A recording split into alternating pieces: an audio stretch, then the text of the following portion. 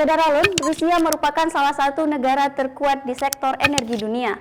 Rusia menguasai seperempat minyak dan sepertiga gas ke Eropa.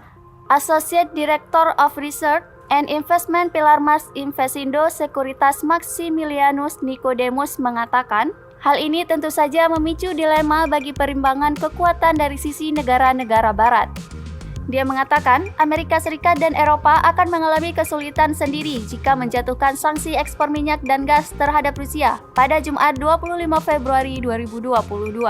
Apabila Amerika Serikat dan Eropa memberikan sanksi terhadap ekspor minyak dan gas, hal ini otomatis akan membuat perekonomian Amerika Serikat dan Eropa mengalami kesulitan.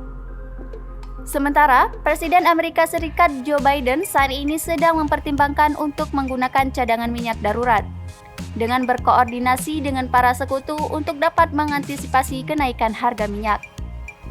Niko mengatakan kontribusi Rusia bagi OPEC, tentu saja hal ini akan mempengaruhi harga minyak di pasar. Selain minyak dan gas, Rusia juga merupakan produsen utama dalam aluminium dan gandum.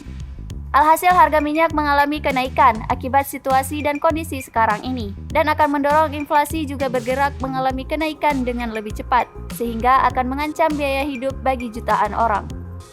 Mau tidak mau, menurutnya hal ini akan membuat para bank sentral di seluruh dunia untuk menaikkan tingkat suku bunga sebagai langkah pengetatan kebijakan moneternya.